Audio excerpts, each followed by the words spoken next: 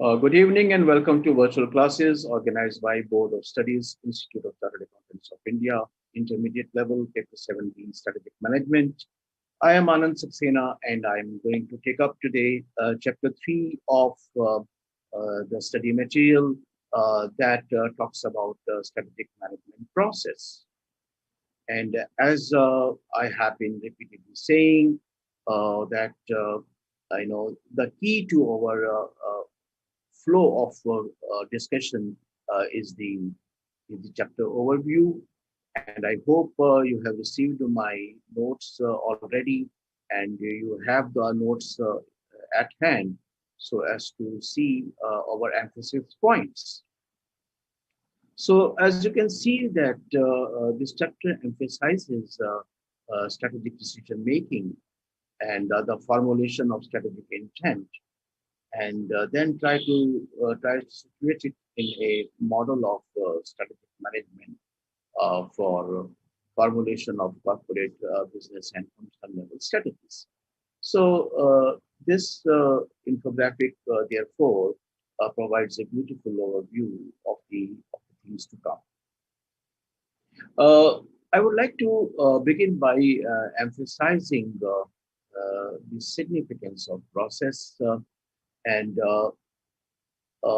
you may look at this infographic carefully, that we have persistently said that strategic formulation takes place in the context of the business environment.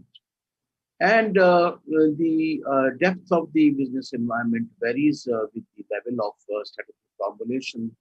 Um, uh, for international or multinational corporations, the international context, the context in the home country, context in the host country, and the larger international context in which the trade or investment takes place. And of course, generally, it is the domestic, social, economic, political, and technological environment. And for business level strategies, it is the relevant industry of which the firm is but a part. So, and the process comprises, careful and systematic investigation of factors internal to the firm as well as external to it. And the content of strategy, varies. For example, whether you decide to grow or contract or stabilize. If you are talking about corporation as a whole, if you are talking about business level, then whether to differentiate, whether to take up price leadership. These are the uh, things that come within the content of the study. At the functional level, for example, if you are going for penetration, then this becomes the content of the strategy, right?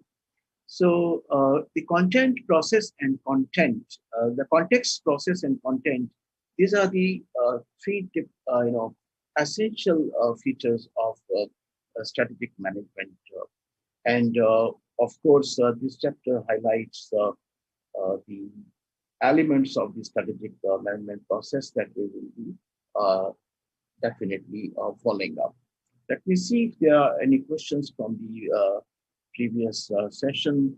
I can't see any questions as far as the previous session goes.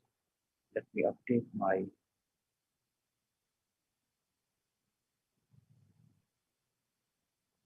myself and my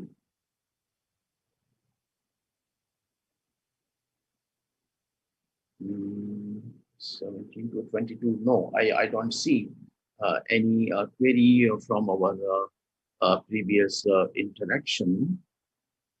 So I would presume that we can go ahead with our discussion.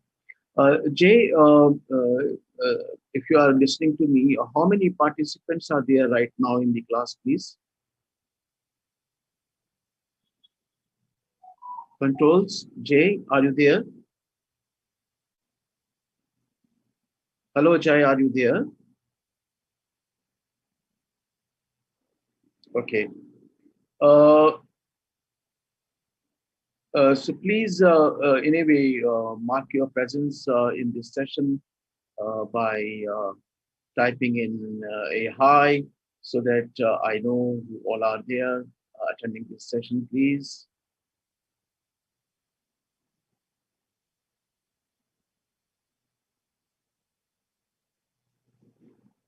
Hello.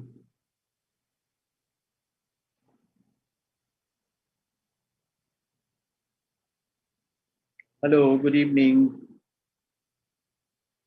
Kindly mark your presence so that I am sure as to whether you are listening to me, you are attending this lecture.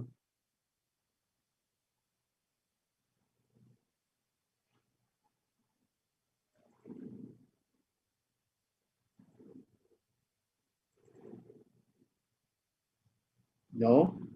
Okay. In which case, I will presume that you are there and attending to this session. Uh, the the chapter begins with the discussion of strategic decision making. So the question is, and this question we have dealt with right from the word go when we began our discussion of chapter one, that was introduction to strategic management. Uh, we are interested in finding out which particular decision can be regarded as strategic. For all, are all the decisions strategic? And we know for sure, certainly not. Is it not? And therefore, uh, the issues before our contemplation are: what are strategic decisions? How are these different from operational decisions? Is it that over time, what was once strategic becomes a routine? And when are these decisions warranted?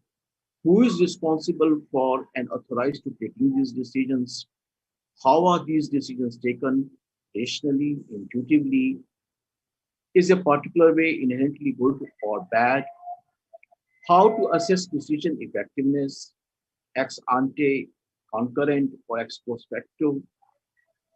And therefore, is it that if the organization is successful, then the decision is good?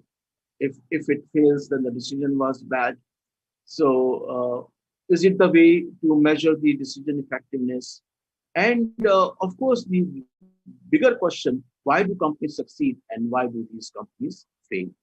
So this is a kind of a um, list of questions that we need to contemplate to decide, when a particular decision is regarded as strategic.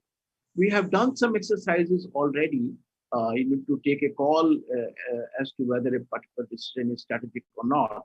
But there are, and we have already seen that um, um, the definition of strategy itself gives us a clue about the characteristics of strategic decisions.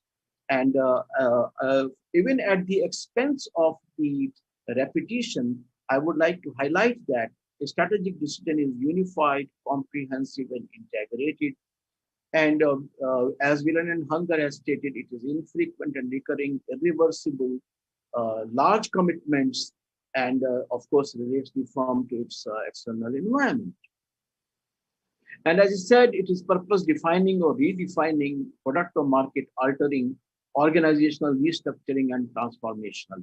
So therefore, these are the characteristics of strategic decisions, or the criteria that we should deploy while taking a call whether a particular decision is strategic or not.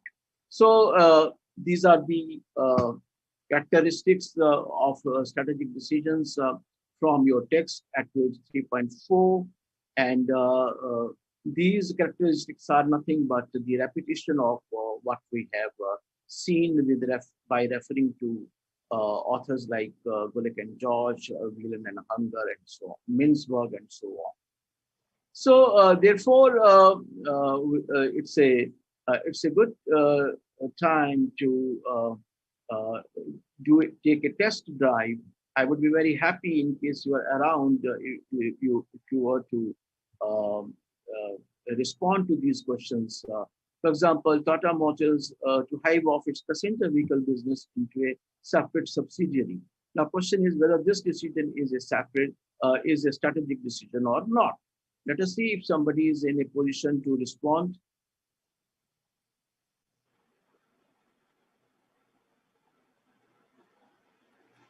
Okay,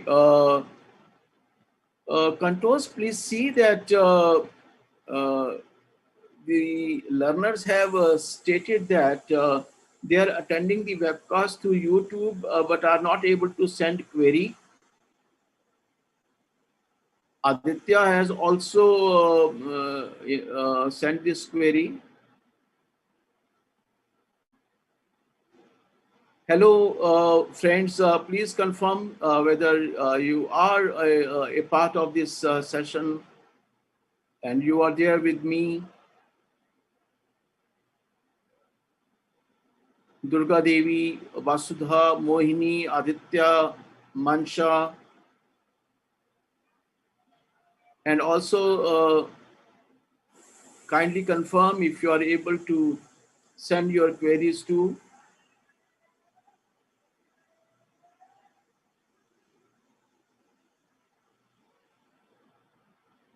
Please confirm whether you are able to see the classroom live. Jai, can you please ensure? Hello, controls, anyone?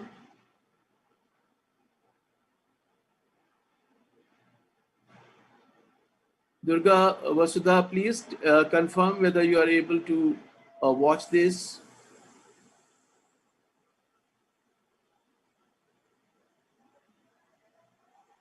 Hello, good evening, everyone. Please tell me, are you able to watch?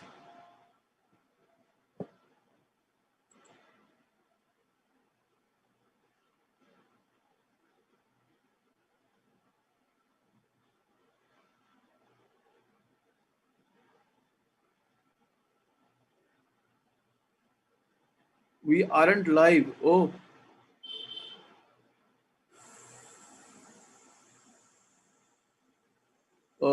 we aren't live in this session via website. Radha Iyer writes back.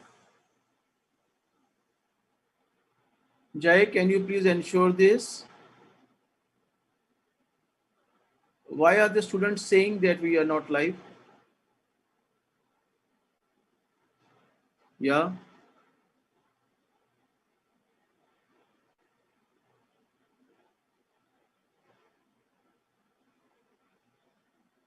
Friends, we are ascertaining whether we are live.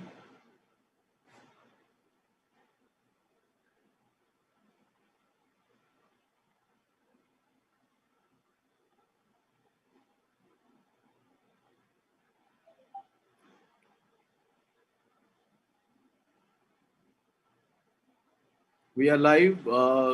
Okay, confirm. Okay, so here we go. Once again, welcome you all to this session.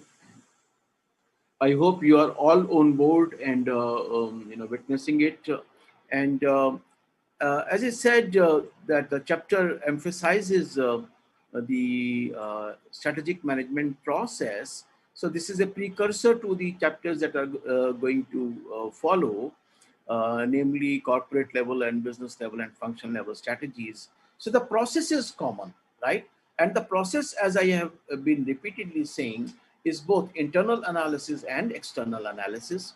And what will change is the content of the strategies. The content will differ from whether we are, for example, looking at the corporate level strategy. Let me just put it for you. Whether we are looking at corporate level strategy or we are looking at the business level strategy, or we are looking at functional level strategies. So the content will change, the process will be same. And as I said, the process will be comprising both internal analysis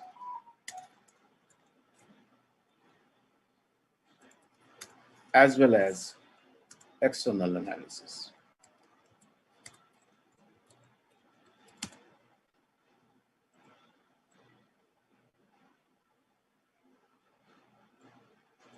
And the context, as I have stated, and for the benefit of those who have joined in just now, I will repeat that the context will vary,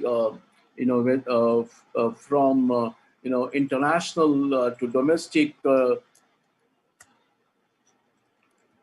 environment, or if we are operating at business level, then of course the industry.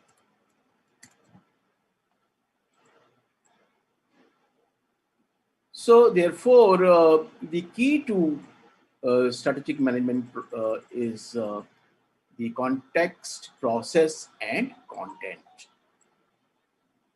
If we are kind of sure of this, I think things start falling in place.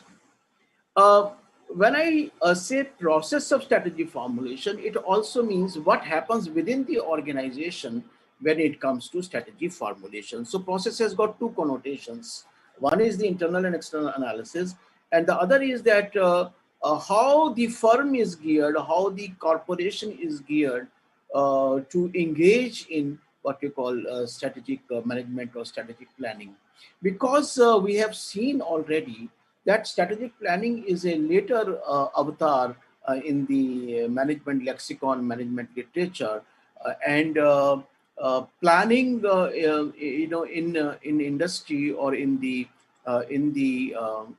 corporations or the business has gone through successive transformations from budgeting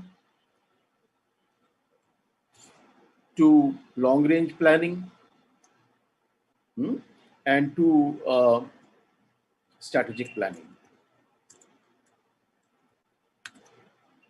So that means the firm needs to put in place a system of strategic planning, right? And what will it comprise? I think we need to devote some time, into this to understand, how does strategic planning takes place within the firm. Let me see if there are any queries as of now. Okay. Vijay Shankar tells me that they are not able to see it from the ICAI website, but they are able to watch it through the YouTube channel. I hope Vijay Shankar, Akanksha, and Vasudha, etc., all of you, Aditya, Mohini.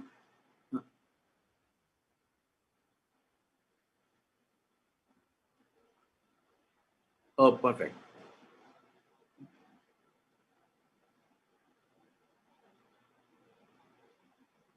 Okay, friends, the issue is being resolved, and I'm sure you will be able to put your queries through. And in the meanwhile, let us continue our discussion. And do not worry, I will come back to the questions, even if they belong to the topic that I have already covered, so that your queries do not remain insatiated. So the point, therefore, is we need to look at the process of strategy formulation within the firm. I will create a slide here, and I have given you a hint in the notes that I have sent, and I will be bringing that the figure or the infographic that I gave you in the notes to today's class. Also confirm whether you have been able to get the notes on chapter 3. The infographic that I sent was this.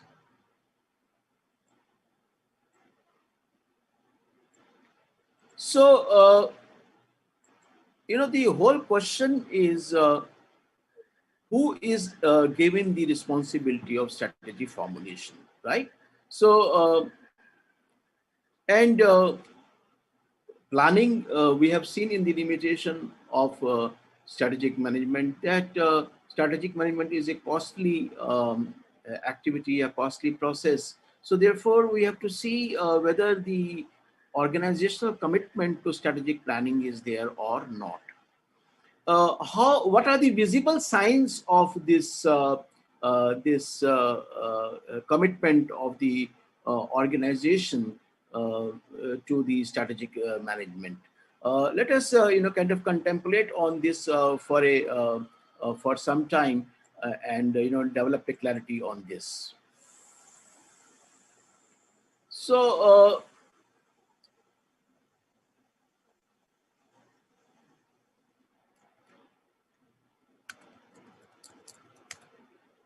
top management commitment.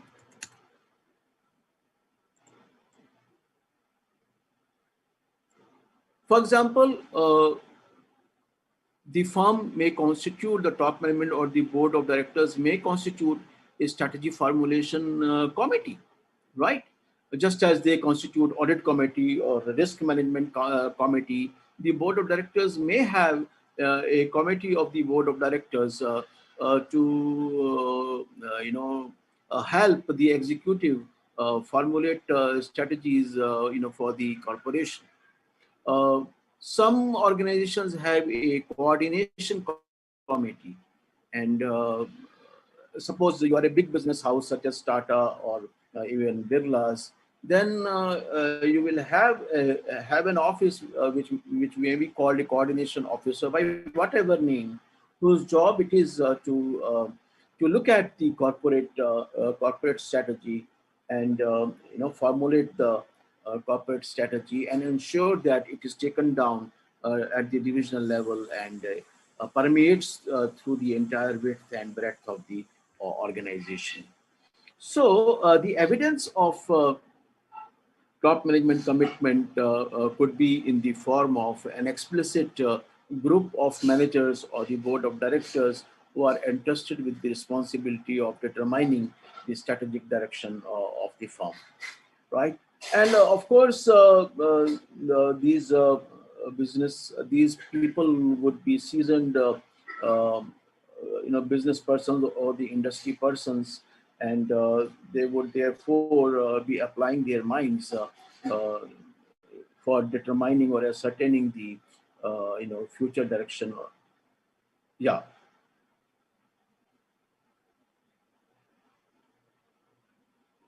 Perfect. Great. Great. Thank you. Yeah, thank you so much. Welcome back. I understand that ICAI website issue has been restored, and you all are welcome now on the ICAI website, whereby you would also be able to ask your queries. Mansha has already asked a query. Um, uh, that I have a doubt in this MCQ. Companies are facing immense pressure on their cash flows due to crisis brought on by COVID 19. To adapt to changing environment, companies should undertake SWOT. Which of the following is a threat affecting companies? Customers are likely to cut back on discretion, any expenditure, and may move to lower cost rivals. Loss of key staff, tender for new client, both A and B. uh, Cash flow crisis. Cash flow crisis will arise only through one, is it not? Because if the staff is leaving, or you are laying off the staff, then in that case, Mansha, you will actually be saving on the cash outflows, is it not? So when we say cash flows, we are talking of net cash flows. That is the inflow being more than the outflows. Swarali, the notes are there, I think, on the website. You can download, where there is a section of download presentations. You can download the notes of chapter 3. Radha has downloaded the notes of chapter 3 also. And I hope all of you are able to do so. And I'm sure you would have realized that these notes enable you to have the chapter at a glance and in a way build your understanding from there. Okay, so the point that we were making was that the you know the meaning of strategic management process is twofold. One is the generic that we have said that it will comprise internal analysis and external analysis. The other is the internal process that happens. I mean to say, how is actually strategy formulated, and who formulates the strategy, right? So that is where I have put this particular infographic on your notes. And as you can see that the strategy is the outcome of the strategic management process followed by a strategist. The process orientation is important because it is not uh,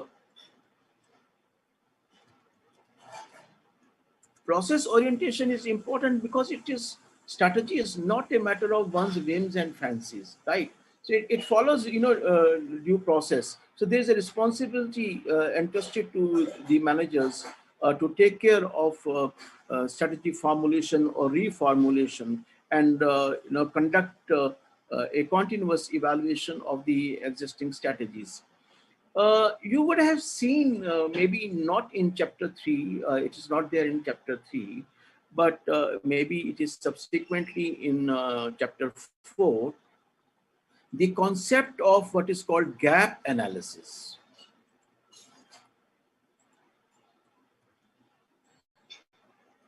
Gap analysis.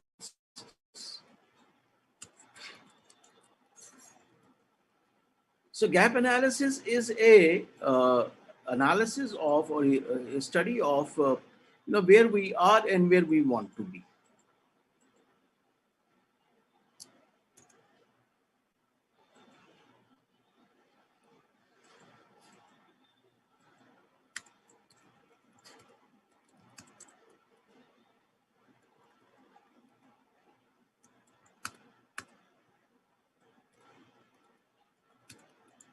Where the existing strategy will take us, where we aspire to be.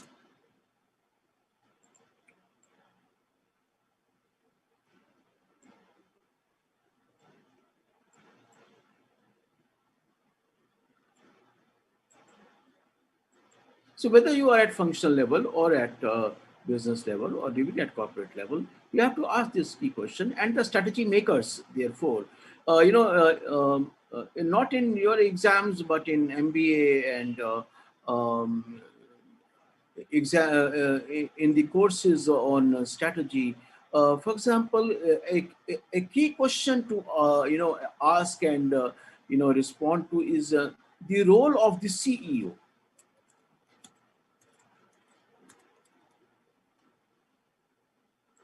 in strategy formulation, because CEO becomes the pivot around which strategy formulation occurs.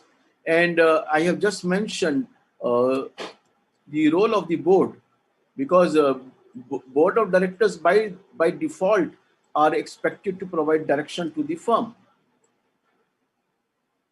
So it becomes a governance issue.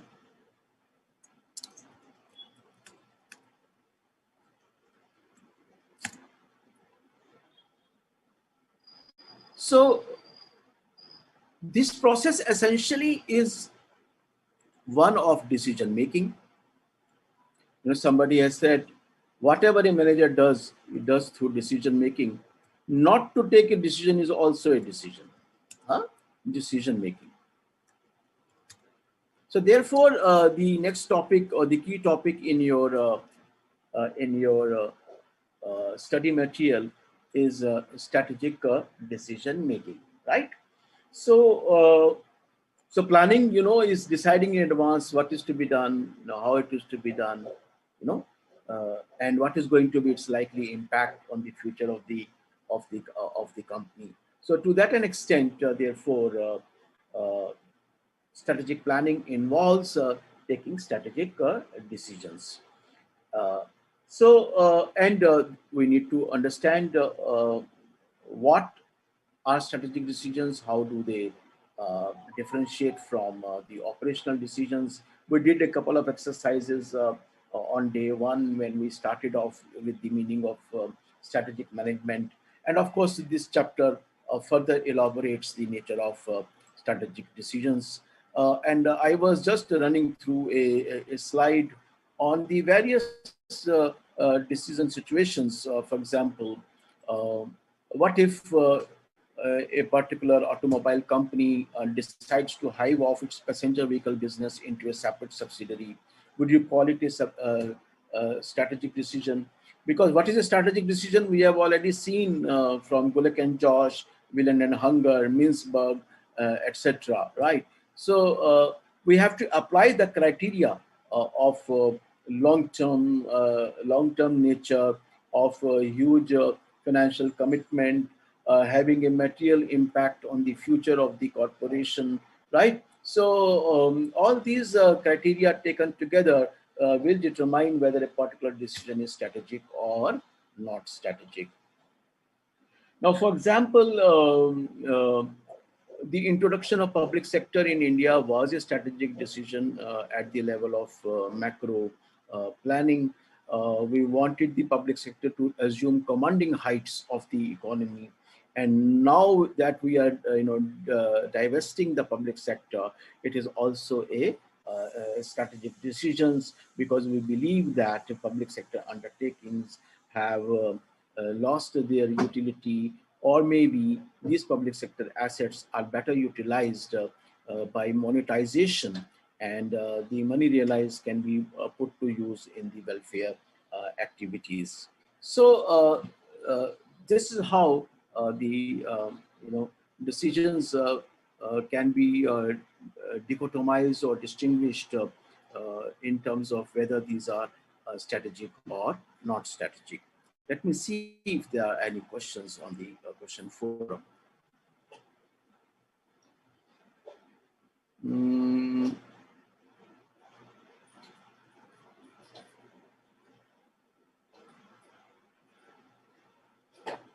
Okay, the issue has been resolved.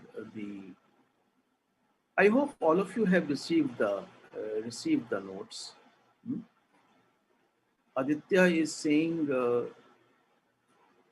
whether this is the last live lecture. I think so. I think so. Yeah. So okay, yeah. So I think everybody is on board. There's no issue. If there are any queries relating to what we have covered so far, I would be very happy to respond. I'm updating the question section.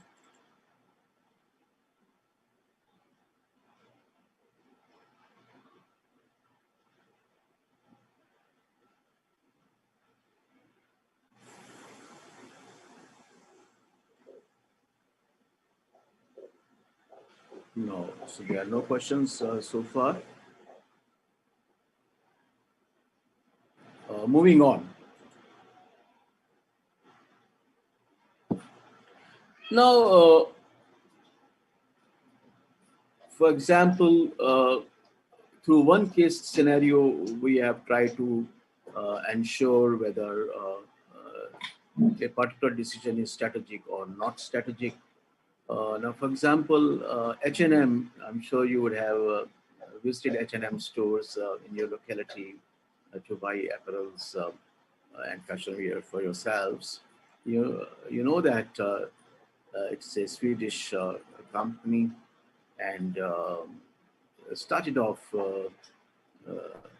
as a retailer of women's clothing, hence, and then they acquired these another retailer, Moritz. So this is how it becomes Heinz and Moritz. You know.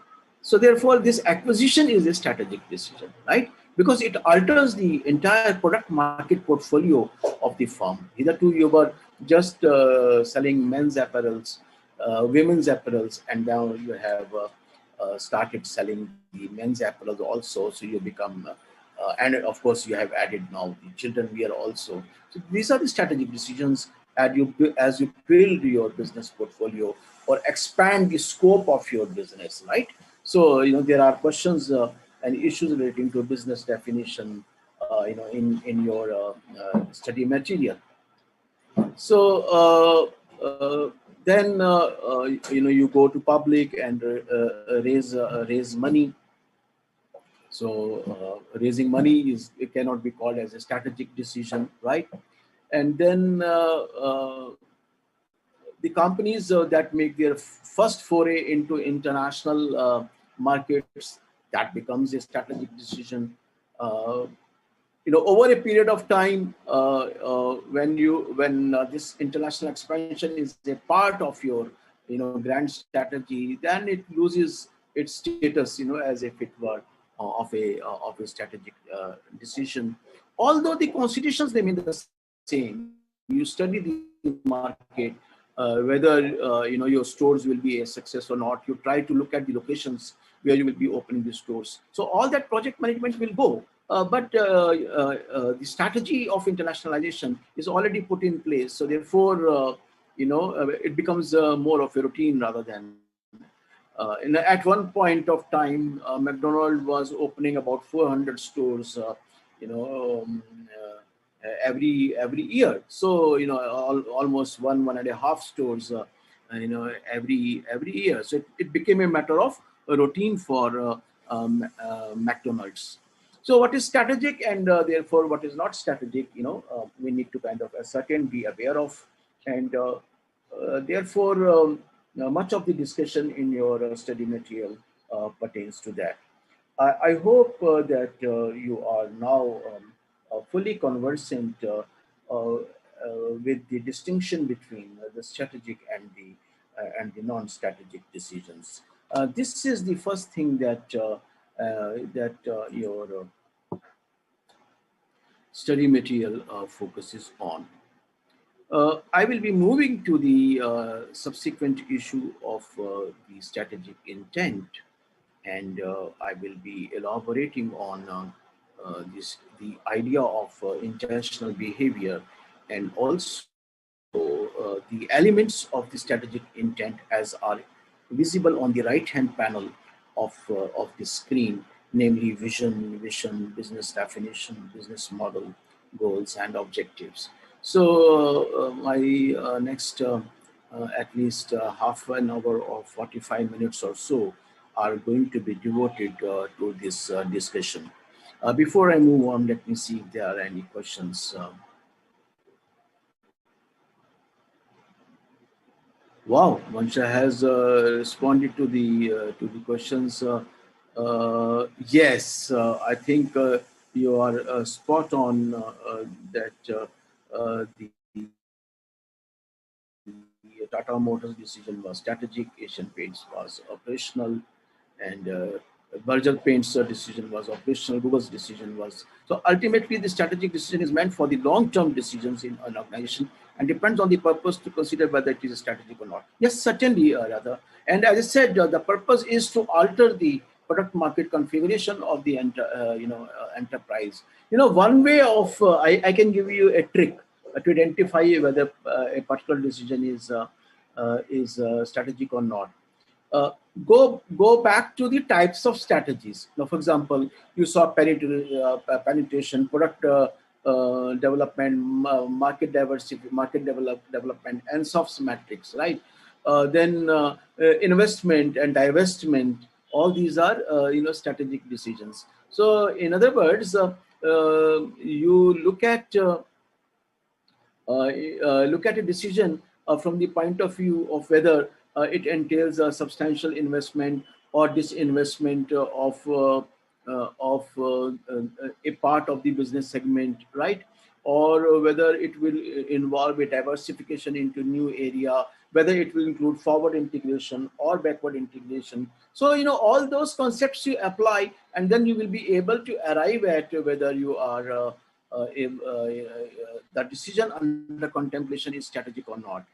Radha has also put up the previous class that cash cow can be utilized for making the dog and question mark, and then converting it into a star. Rather, the question is good. I will have to think through this to revert.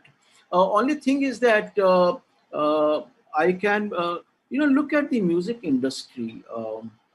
Music industry started with what do you call spools, the big tape recorder spools, and then they came LP records, the vinyl records. Then came the cassettes, right, and then came the CDs, right, and now of course the various platforms and the music streaming, uh, you know, applications. What has happened is that now companies have started, because there's a nostalgic factor associated with the old products or the retro products. Now the cassettes, I think Gaga has recently introduced a new, launched a new cassette, the cassette, right, uh, of music, right. So and then what you can do is that you can convert your dogs into a star by giving them a nostalgic feeling, and playing up to the nostalgia. I'll give you another example of product innovation, the converting of your dogs into stars, by way of product innovation, Radha. I hope you have all heard of Caravan. It's a compact transistor type device that has in its memory, over 5,000 songs and so on and so forth. So you have got an inventory of songs which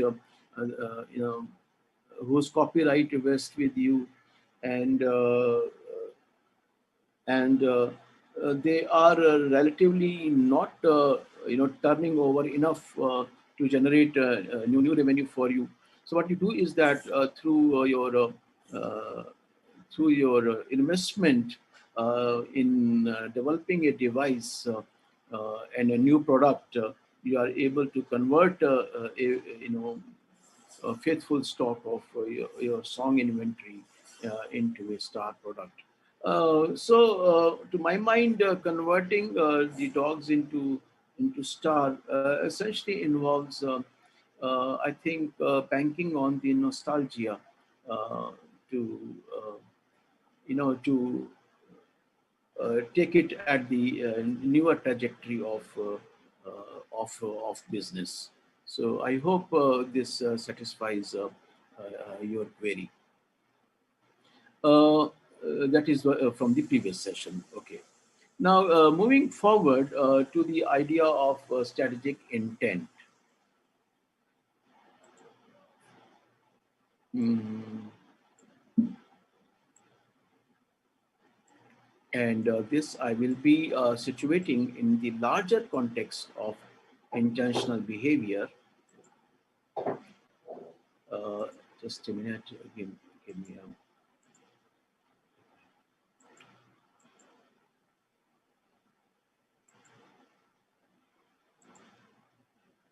Okay. If you have carefully gone through the notes, I have attempted to define intention, and the intention was a commitment to carrying out an action or actions in the future. This is how I have defined. So it is a mental commitment, right? It is a mental process of arriving at a decision to commit my future actions in a particular direction. That is what strategic intent is. Now, this idea of strategic intent, essentially emerges from the idea of, I will do it here only so that you can relate the things.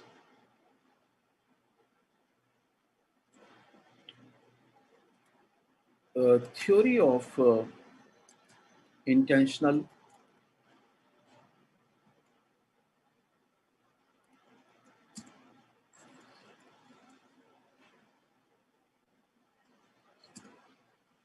behavior. Uh, the another substitute or synonym for the word intentional is volitional behavior. So strategy does not happen by chance. That's the point. Rational analytic model. Remember, in the first session we saw that the framework for strategy is rational analytic. Though that's not the only way, but as I said, all the books are written in this framework only, and 90% of strategic management is discussed with reference to volitional behavior framework only, the rational behavior framework only. So the strategic intent falls, within the psychology of the intentional behavior. Now, question is, what are the other types of behaviors, which I always like to mention in my classes? That our behavior can be variously classified. For example, human behavior is vegetative. Vegetative means routine behavior, as if it is happening automatically. Now, for example, we breathe in, breathe out, our homeostasis, our body temperature is maintained. So we do not know whether we are actually doing anything to do that, right? Right. Likewise, in organizations, there are routines. An order is received and it is processed, it is delivered, payment comes in. So there is an operating cycle that is going on. So as if automatic. So there's a vegetative behavior, and then there is a motivated behavior. In fact, before that, reflex behavior. So likewise, organizations have reflexes to, now, for example, if a teacher is on leave, then what they will do, they will make an arrangement period in the school or in the college. So these organizational reflexes are built in to deal with any uncertainty or any, shall I put it, perturbation that an organization faces. So there are organizational reflexes to cope with the changes in the environment, right? uh, Internal or external. So that's how the reflex behavior comes in. And then the motivated behavior. So we have a need, um, and the necessity is the cause of people say all invention or innovation. So it is driven by certain organizational needs. The firm engages in certain types of behaviors. Now, after or another category of behavior is the intentional or volitional behavior. So here we make a conscious choice of behaving in a particular manner, and strategy generally, strategy therefore comes or falls within the category of intentional behavior. It is a deliberate behavior, and and now, of course, we need to go into the question of how is an intention or volition made. For example, you're taking to chartered accountancy is a deliberate behavior. It is not that by accident or by chance that you have come to chartered accountancy. So if in the hindsight I were to ask you, why did you choose to pursue chartered accountancy, then you will relate it, for example, that I was always interested in accountancy. It was my favorite subject. So I have good command over accountancy and mathematics, so that I thought I will pick up chartered accountancy. So you're referring to your internal strengths, as the causal factor impelling you to pursue chartered accountancy. Um, Or you might say that chartered accountants are in great demand. They make a lot of money, for example, and therefore, I thought if at all I have to choose a career, why not chartered accountancy? Or maybe my father or my elder brother is a chartered accountant, so I got an inspiration from there. So there are explanations, rational explanations to your behavior, and these explanations pertain to two aspects of intention formation, which I describe as. Uh, in fact, there's a theory of intentional behavior by Bandura, um, and the intentions are said to be formed out of two things.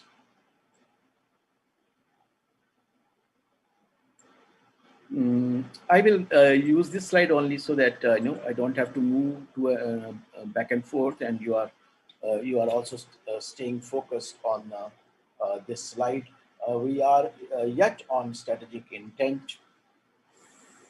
Uh, we are referring to the determinants of strategic intent and how the intent formation takes place. It takes place out of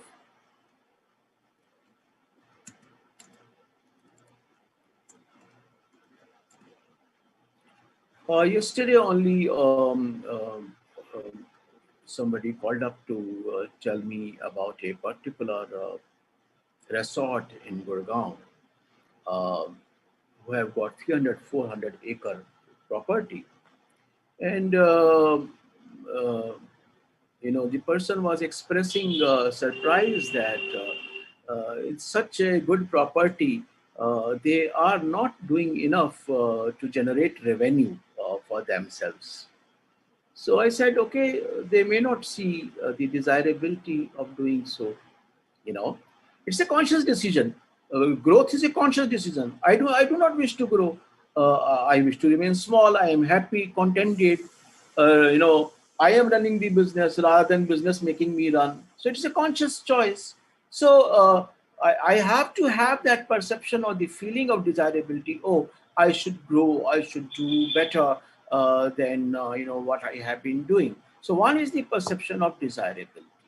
Uh, which is responsible for the formation of strategic intent. The organization must see the reason why it should grow, for example, why should it diversify, uh, why should it do more business, so it has to find a reason for that, is it not? Otherwise, it is as I said, it's a conscious choice. I don't want to grow. Finish. I wish to remain small. It's my choice, right? So it's not a compulsion. So intention is acting out of choice rather than out of compulsion. So one is the perception of desirability. Other is perception of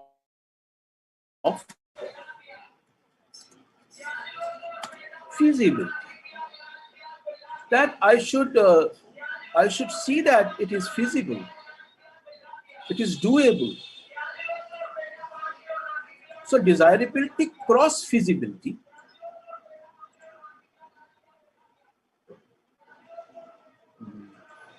Desirability cross feasibility is equal to intention. Shall I put it once again? It's a simplistic articulation, but I think sufficient for your purpose. Desirability into feasibility is equal to intention. I hope the meaning of strategic intent is clear with you. Let me see if there are any responses. Yeah, Shubrata, you are absolutely fine. Volition means my will. I wish, I want to do this, right? Volitional, not volitional, volitional behavior, right, Vanshika? So intention is all about volitional behavior. Good. I don't see any questions, although I will update it once the portal once again.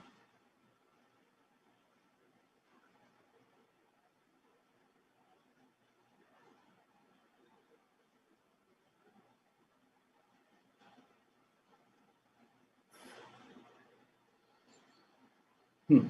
There are no more questions, so we can afford to move ahead and look at the elements of strategic intent. Hmm? The elements of strategic intent are given in your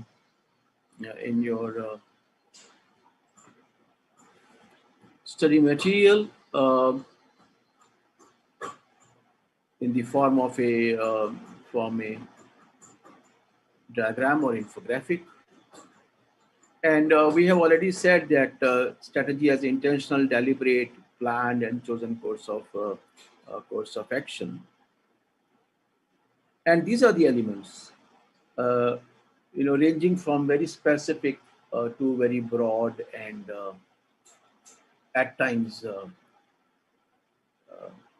vague articulations. Uh, so, you know, all these elements taken together comprise strategic intent. Now, that's the point that you need to, kind of understand. So, and they vary with respect to their specificity, uh, their futurity. Futurity means immediate, intermediate, distant future, right? Their, their, continuing nature. For example, a vision is a continuing phenomenon, uh, which becomes the reason, the atre, or the purpose of the firm, right? So it provides a continuity, a going concern, kind of perspective to the organization, because you know that so long you live, you will keep on pursuing this particular vision. So the elements of the strategic intent are all there. What I will be doing is, as the text also does, I'll be elaborating on this. For example, a lot of worry is expressed upon the distinction between vision and mission of the firm, and to that an extent, I have given a query in the notes that I have sent to you, which I will be positing once again, so that you can be clear in terms of uh, what is the mission of a farmer, and how this mission can be overlaid with a vision. And this is the query that I have put up in your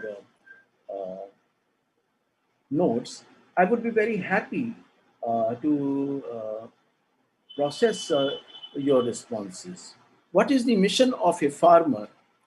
How this mission can be overlaid with a vision?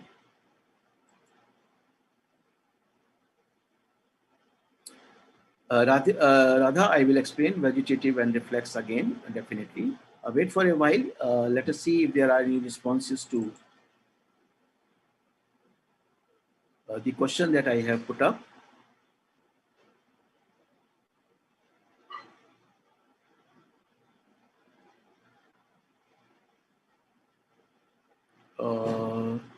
No responses until now. In the meanwhile, I will respond to Radha's query. Vegetative behavior means the behavior that is a part of our routine, and the word vegetative comes because of our existence as a living being. So, as a living being, I have to breathe in, breathe out, right? Inhale, exhale, and I have to maintain my homeostasis, body temperature. Plants have to do photosynthesis, for example. So all these are vegetative behaviors. In the context of a firm is not a living organism, but in the context of a vegetative behavior, we can say these are the routines, organizational routines that a firm follows. And the reflex is, if some perturbation comes, then how do we react? Now, for example, whenever somebody is trying to hit us, we just try to defend it like this. This is my reflex behavior, to defend myself against an attack. Likewise, organizations do have reflexes. Suppose a particular employee has gone on leave, somebody else will substitute, right? And the work will go on. So they do have reflexes. They have systems to deal with these kind of exigencies, as these arise. And I hope this clear. So organizations do have reflexes. In fact, adaptive behavior to some extent involves reflex behavior also. Uh, Radha has tried to, and Rishika also has to. The mission is to produce more and more output. Vision is by using more advanced and high yielding methods. So that's definitely one perspective. Healthy crops, supply crops all over the nation and even on international basis. The mission, the vision could be, okay, you are trying to say that vision is to become a kind of a farmer, global farmer, okay, uh, living by himself and introduce efficient procedures to grow. Yeah, so the farmer's mission has not changed. It is about growing crops, right from centuries. The mission does not change. It is a product market, kind of configuration. So the job of a farmer is to produce food crops. The job of a car manufacturer, automobile manufacturer, is to produce cars, right? uh, Overlaying of mission comes, for example, when the farmer says, I am going to take recourse to organic farming, wherein I will be just using the natural ingredients to produce my crops. Or a car manufacturer say that I am going to produce electric cars, the cars that will not consume fossil fuels, right? So vision becomes, a kind of an aspirational, qualitative leap from the and a you know futuristic imagination of your enterprise, right? Yeah, so chemical free vegetables, as you said, and organic farming, as you said. So absolutely spot on, all of you, when it comes to your responses. So I hope the idea of vision is clear to you, and its distinction vis-a-vis mission is clear to you. I will be talking more on vision, and probably take you to a video after a break. So I will leave you with a thought on vision, and also think, when is visionary management possible? Is vision possible all types of business environment, or it is possible in certain types of environment? So I am stopping here to share, and pausing my video here, and I'll be coming back in about 10 minutes time.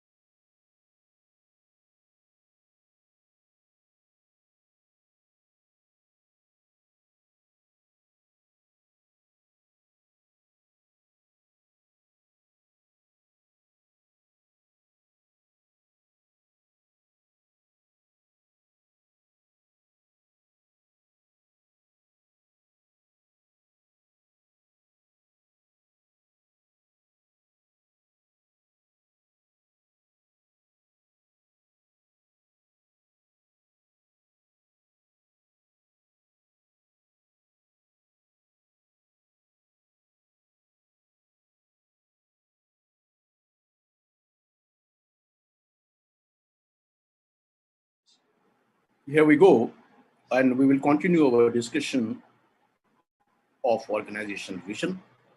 And as we mentioned, a and when it comes to vision, the best definition I have come across is by Bert Namus, who defines a vision as a realistic, credible, and attractive future for an organization. It's articulation of a destination toward which your organization should aim. A future that in important ways is better, more successful, or more desirable for your organization than is the present. So it is only an idea or an image of a more desirable future. But as an idea, it is so energizing that it jumpstarts the future by calling for the skills, talents, and resources to make it happen. One is reminded of a beautiful incident let me see if I have got a visual on this or not. No, I don't have that. I don't have that visual right now. I think this is here. Now,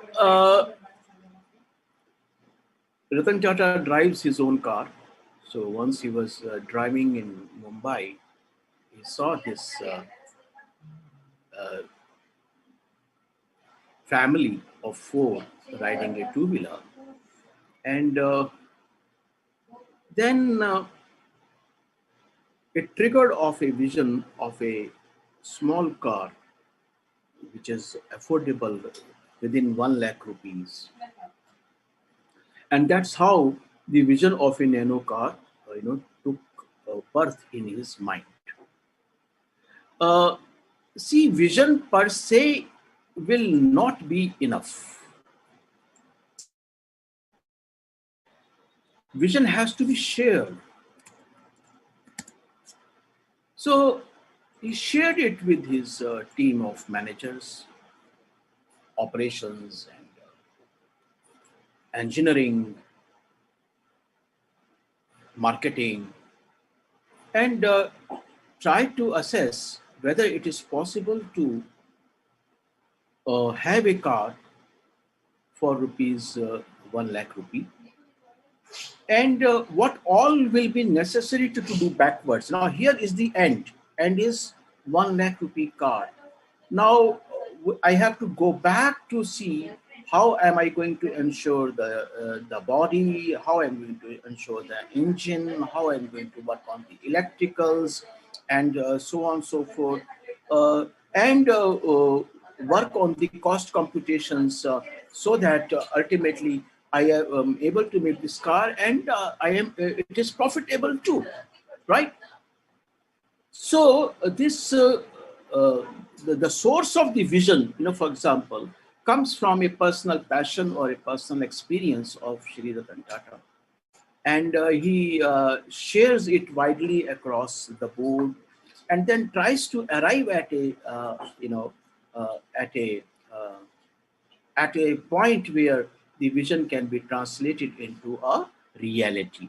So therefore, and it was so energizing. Everybody got so much charged with this particular ideation that we don't want to risk family in a rain like this, and we want the family to be safely traveling in a enclosed kind of a vehicle that is a car. So this is the power of a vision, right? Initially, it might sound or appear impossible. Oh, a car for less than 1 lakh rupee. Oh my God, it is not possible. But once you start working on it and then trying to, figure out the alternatives, you land up making this impossible into a possible. So can we say therefore that a vision therefore emerges out of one's passion or kind of even a dream. Uh, but of course, a dream is not a vision. And as I always, you know, uh, as I always say that you might have the eyes, there may not be a sight in the eyes. So you may have the eyes and you may have the sight too, but you may not have the vision, right? So vision is a mental model of the future, right? So and it requires certain ability to see beyond the obvious, right? So every organization is stuck with the its own circumstances, and it is so much obsessed with maintenance of a routine that not very many people are willing to go beyond that routine and contemplate the future of the organization. That's where visionary leaders they become a rare species. The question that I asked before we took a break was that is it possible to pursue visionary management in all types of business environments? Uh, if you remember Reeves' three-dimensional strategy formulation model that we discussed the other day, uh, when the environment volatility is very, very high and malleability is very, very low, then probably visionary leadership will not work. A more adaptive leadership will be, or adaptive management will be, more appropriate rather than a long-term visionary management.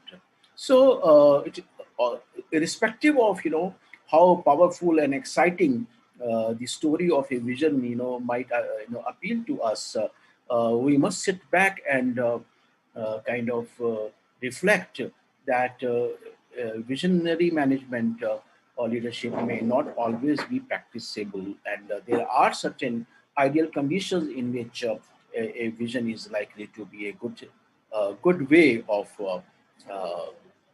formulating the strategic intent.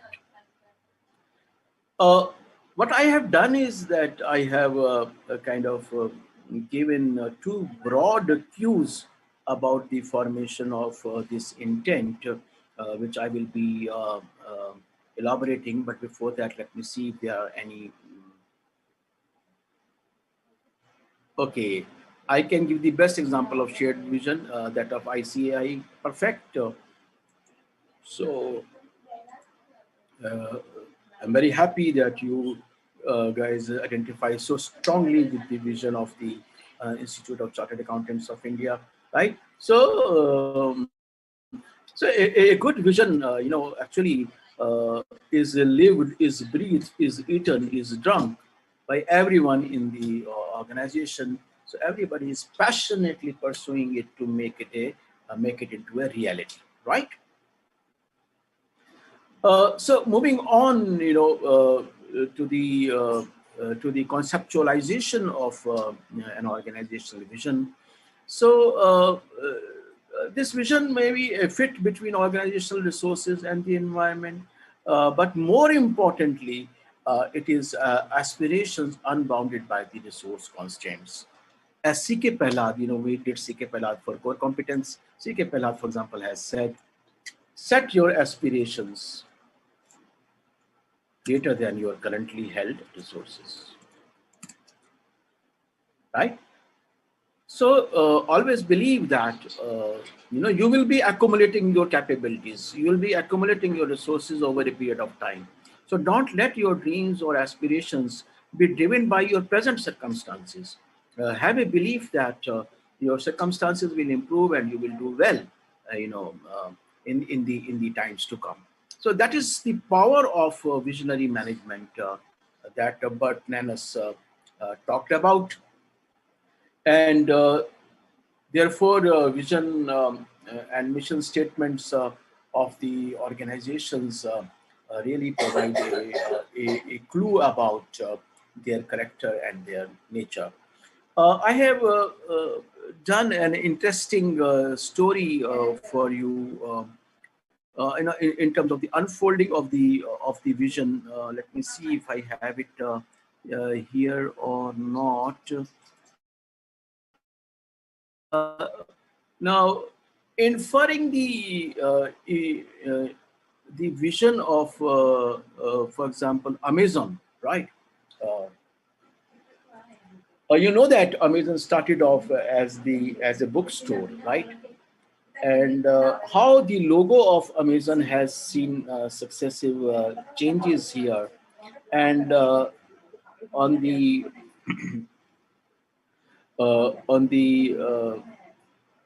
southeast, you can see uh, the current logo of Amazon.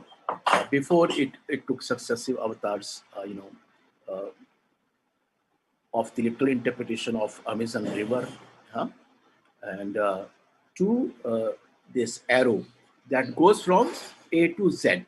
So, and now you can infer the vision of Amazon as a company that aspires to sell uh, A to Z, everything under the sun online. So at times the logos of the organizations, they also kind of represent the vision. So vision may not be written in words, for example, or it may be just expressed in the form of a logo, or the interpretation of the logo that you will have to infer. Of course, Radhika talked about Chartered Accountant Institute's vision, and as you can see that aspiration is to become a world's leading accounting body, so and world-class competencies. So, and and I'm happy to hear that you all are enamored by this particular vision and aspire to be world-class professionals uh, who would be capable of practicing in all possible jurisdictions, right? So, so much so about the vision and mission. Mm, okay, now the rest of the things in the uh, in the formation of strategic intent comprise business definition and business model. I'm using a slide which I uh, designed, I think, last time to highlight these concepts of business definition and business model, and I will be, of course, elaborating on these ideas even further to help you internalize these concepts. Any questions? PowerPoint screen is not visible. Oh, have I not shared? Have I not shared the screen? Just a minute. Uh, where am I? Okay, I have not shared the screen. I'm so sorry. But nevertheless, okay.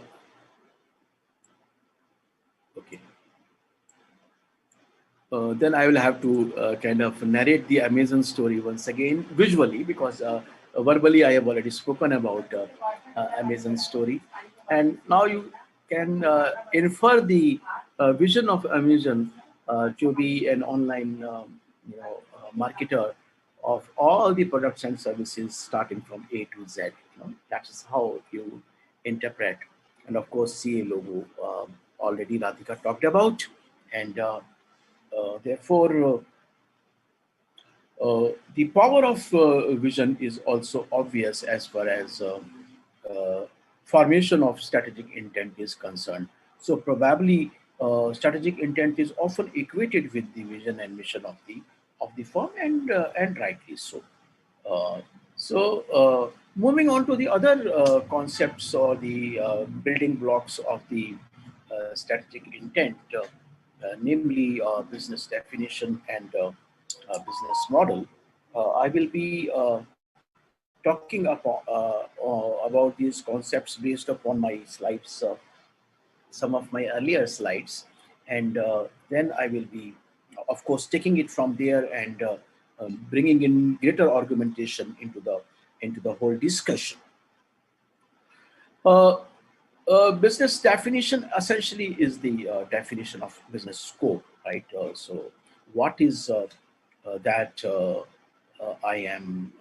What business actually I am in?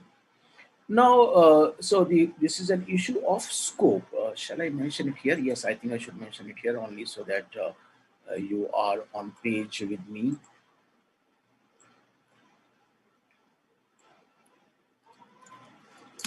Scope. Now, in economics, I hope you have done the economies of scale and economies of scope. While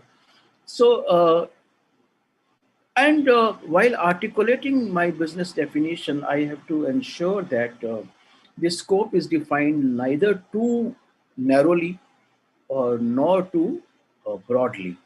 Uh, Neither, not too narrowly, so that there is no opportunity for growth and expansion, not too broadly, so that there is always a frustration that, oh, we are so much short of our scope.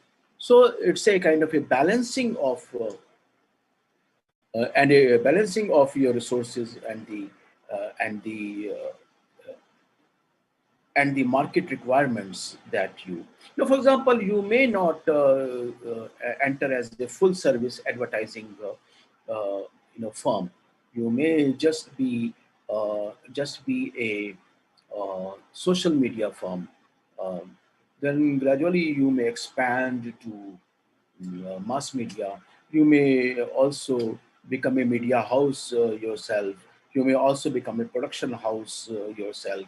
So you have to define your scope of business in such a way that there's an opportunity for you to expand. Should not be too narrow. This is what in marketing language Theodore Levitt called marketing myopia. Marketing myopia. Uh, I have taken the example of this. For example, as I said, a business definition is an acknowledgement of the scope of business. Are we only manufacturing toothpaste, or are we into oral hygiene? Are we into personal hygiene? So increasingly, scope is widening. Are we into personal care, or are we into a FMCG? Right. So therefore, business definition is all about mentioning the scope of the business from the narrow to the let me do it for you live.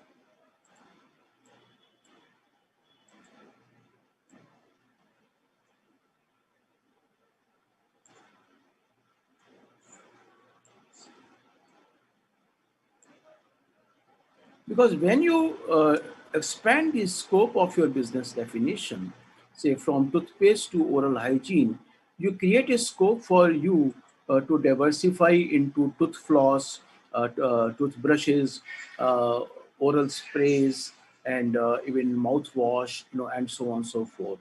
So strategic intent comprises, therefore, of a very careful and astute definition of your business. So I hope the idea of business definition is clear to you.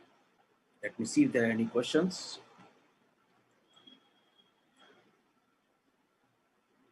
Okay, your pace of speech, I need to increase. Okay. Normally, I am told to cut on the pace of my speech, but okay, I will speed up the process. Huh? Good, good, good. Uh, so I hope you are now watching the slide also, and you are listening to me. My voice is loud and clear to you. So this is the idea of business definition. Another element of the strategic intent, as you can see here, is mm, where are we? Here. Uh, business model. Business model. For example, when we take entrepreneurship sessions, you always ask the budding entrepreneurs who have great business idea, but when it comes to business model, they are not adequately prepared on it. Essentially, you may look at business model in terms of how the firm is going to be sustainable in terms of revenues and profitability. So, business model, I wouldn't call it is synonymous, but can at least tentatively be referred to as a revenue model.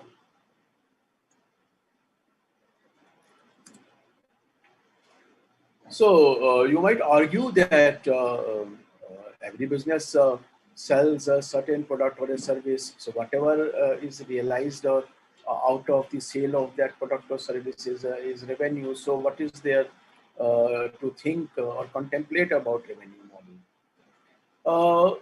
No, not necessarily. So because look at, for example, your such search engines as Google.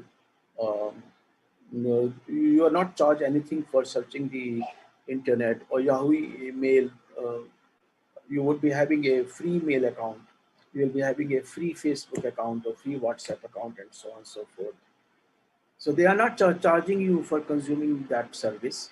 So the question is, where are they getting their revenue from? Okay, can you tell me? Can you tell me where are these companies getting their revenue from?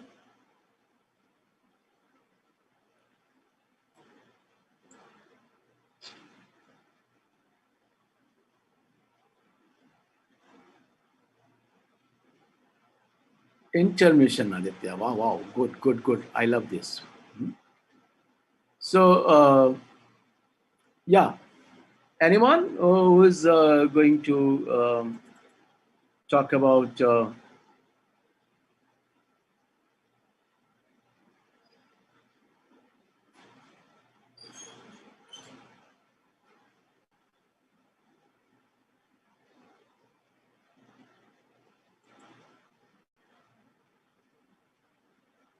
revenue model of these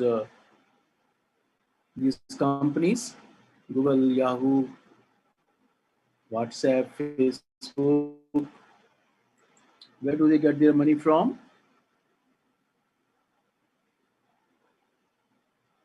Any response?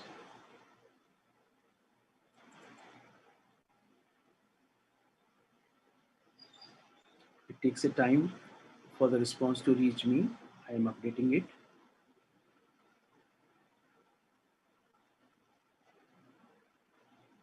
Ads, yeah, very good. Good. Nandiswaran has said WhatsApp is trying to use it. So one is the advertisement revenue, which these companies, derive their bread and butter from. Therefore, a business model includes the contemplation on the issue of revenue and the profitability.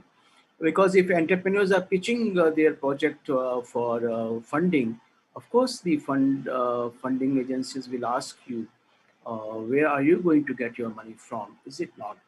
So therefore, likewise, where are these companies like Swiggy and Zomato, getting their money from? They register the various sellers on their platform, and they charge registration fees, and they also have a commission on the orders that come through these websites, and that's where. And there are newer revenue models that the companies keep working and keep evolving, to stay competitive and derive strategic mileage out of that. For example, you would have seen telemarketing shows wherein people sell their products, and you can place your order on telephone or something like that. These products are advertised then in turn in the newspapers. So what the companies do is that the media firms buy these products in bulk and at a deep discount, 50%, 60% discount. And then on telemarketing, they offer 10%, 15% discount to the customers. So customers believe that they are getting cheap, but the media companies anyways are making their money. So a business model therefore uh, uh, is a method through which an existing or an upcoming firm seeks to generate revenue, profitability, and thereby sustainability.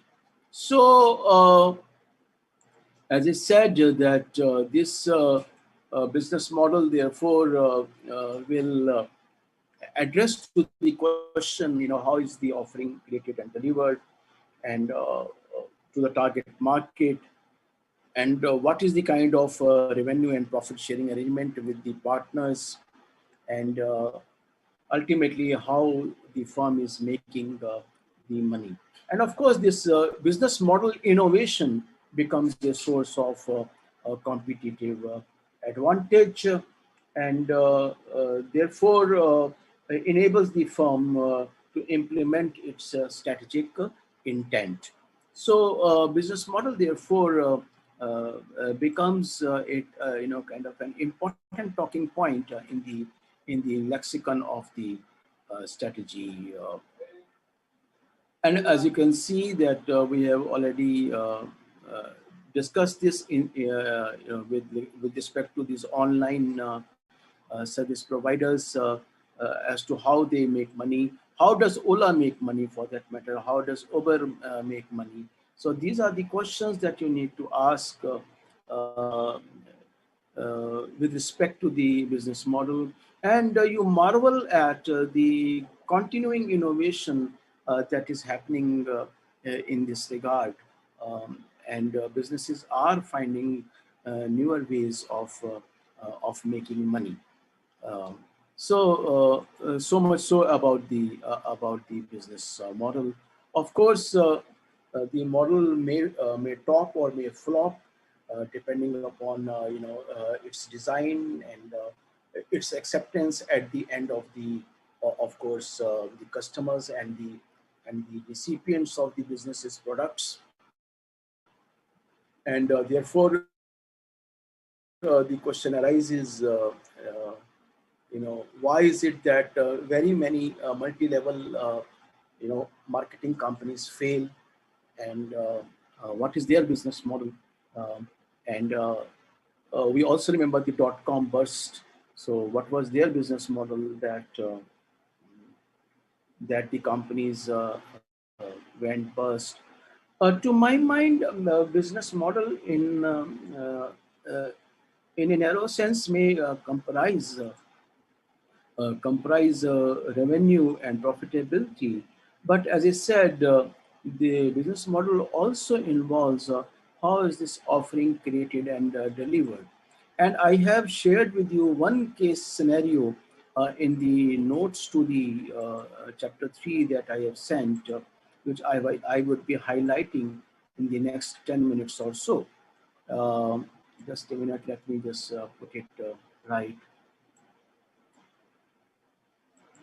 So business model, to my mind, is a broader concept than mere revenue generation and the profitability.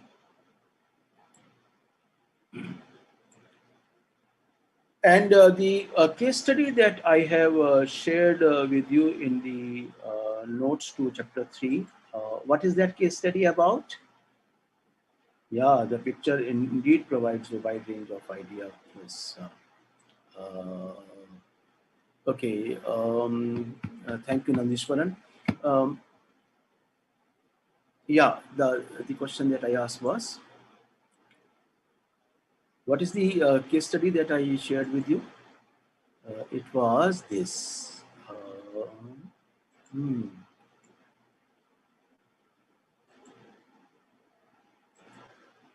I'll create a slide here itself.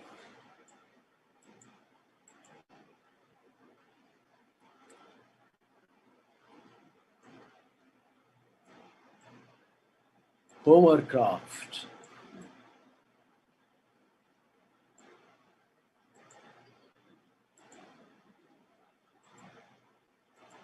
Okay. This case study appeared in The Economist with the title, I think, yeah, if I'm correct, Toy Story.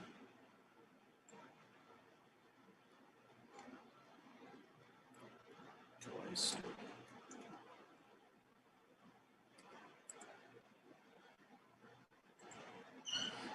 The story also becomes a story in the vision. And I remember we talked about dream. Uh, Vision is not only a dream, it's not, uh, or a fantasy, huh? But how certain business persons and today's business ecosystem allows that kind of a dream selling.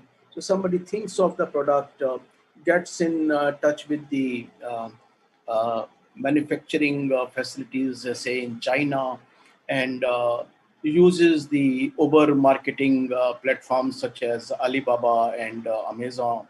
Uh, and as if overnight, with a huge amount of agility and speed, you are able to churn out a new product, and it become to make it a race or a fashion. You market it through the celebrity, and you launch it in the, for example, award shows and so on, and so that it becomes a craze overnight.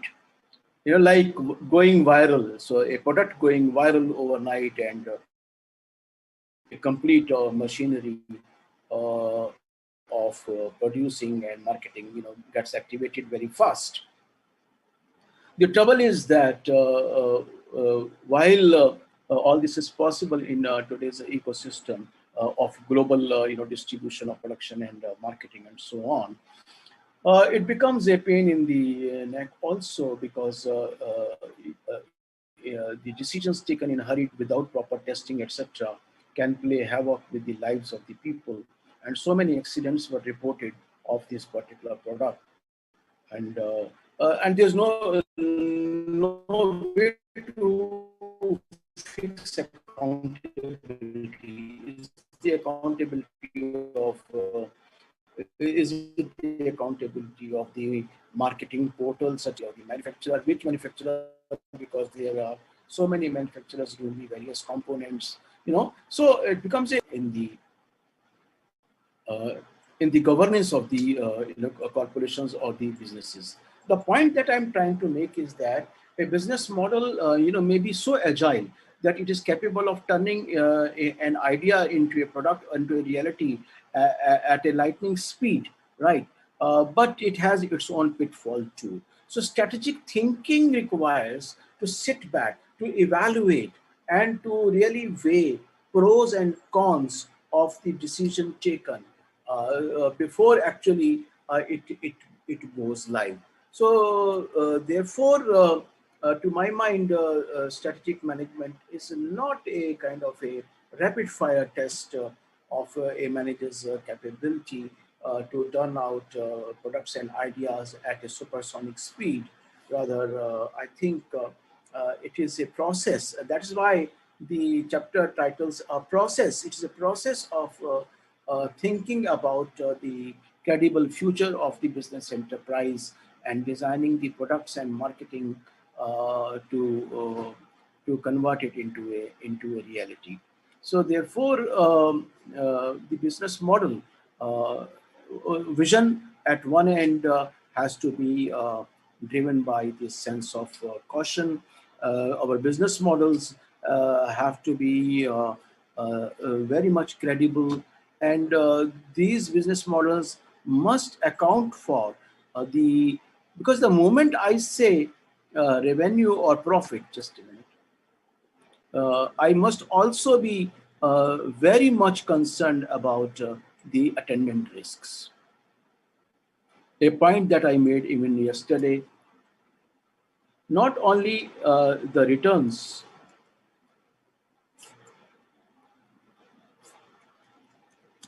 but also the risks. So a business model must factor in the risks uh, also. And it's not a bad idea to have in strategy formulation team what is called a devil's advocate. It's devil's advocate. Somebody who will always keep asking, what if this goes wrong? What if this goes wrong? Now, this devil's advocate, therefore, will act as somebody who keeps cautioning you against taking the excessive risks. So I hope, therefore, a business model, you are home to the point that a good business model should not only tell about how the revenue and the profitability would be generated, but also accounts for the risks associated with it. Let me see at this point if there are any questions.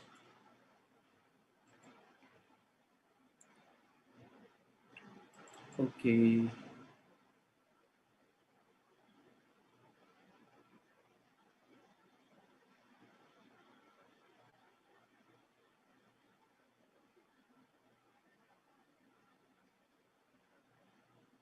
Okay, no more questions. Last question was at 7:38 from Nandishwaran, who talked about my picture of business model, right?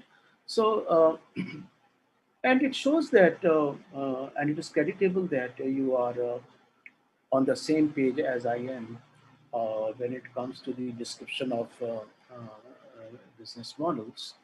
And you also acknowledge and appreciate the necessity of incorporating the risk factors for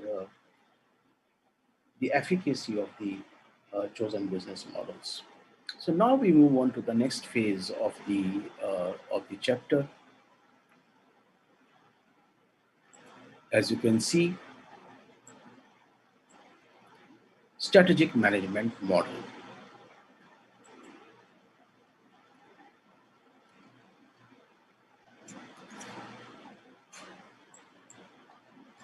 If there are any issues in strategic intent, you are most welcome to ask.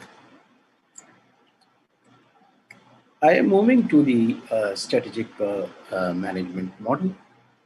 And by the way, what is a model? Model is an approximation of reality.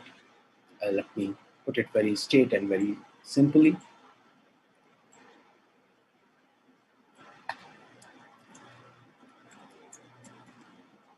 Abstraction of reality.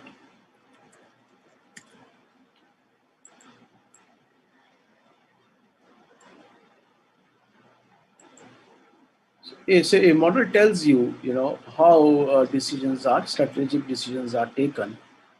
In fact, to be more precise, these models tend to be normative. How strategies should be formulated, right?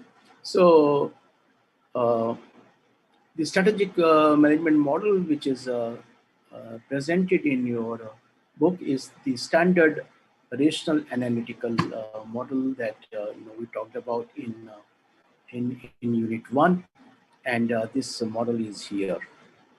Is it? I have captured it or not? I don't know. Strategic management model. I think it is here. And what I have done is I have overlaid it with the theory of intentionality that I discussed at length, while discussing the strategic intent. So this model says that through the environmental analysis and organizational appraisal, develop a strategic vision, mission, and objectives, generate and analyze strategies, implement the strategies, and evaluate their effectiveness. So therefore, the typical stages in management, which I elaborated on the very first day, come alive over here. I will place this here. Planning,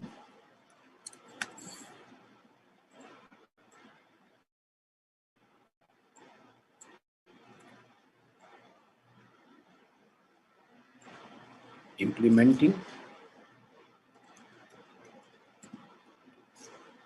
and then controlling.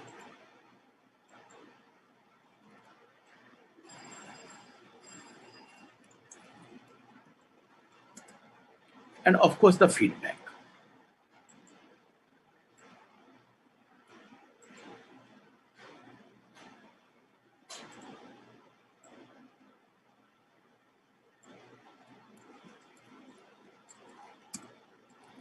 This is a typical management process, right?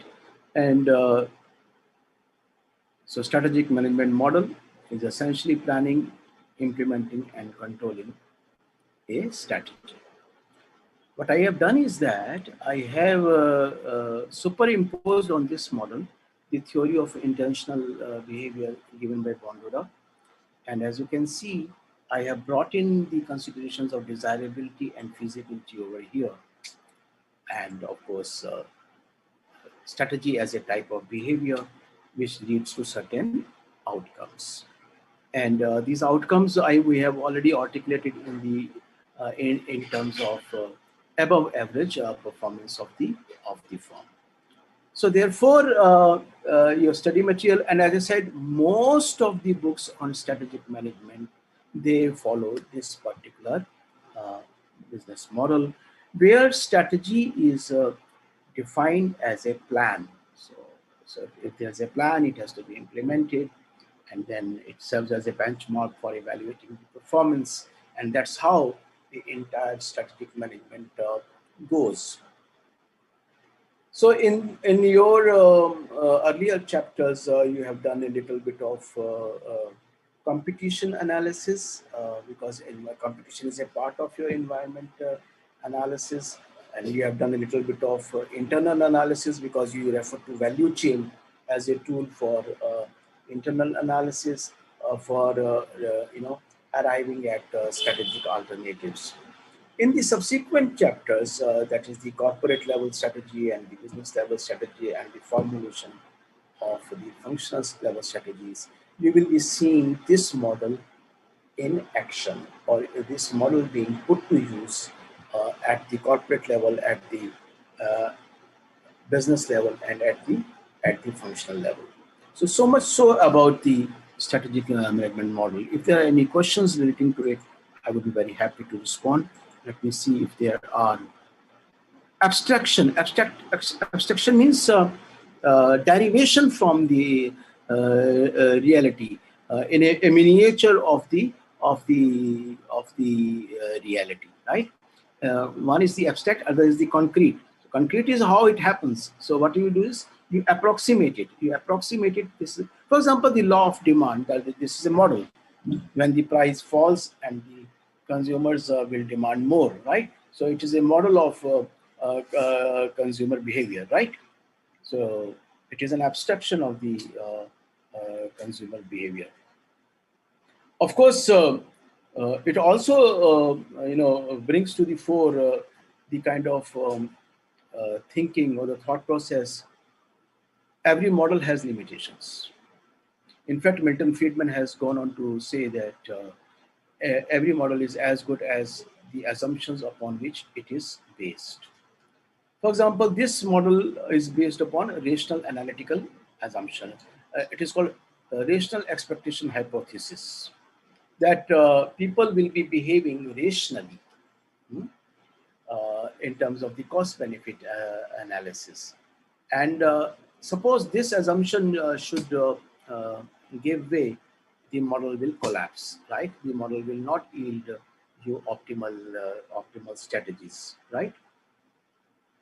Now, for example, you know that profit maximization model of the theory of firm is not a practical model, because there's no way you can determine uh, the whether you are maximizing the profit or not. And moreover, you never know what the maximum profit is, right? Is it not? So therefore, it is only an abstraction, not a reality.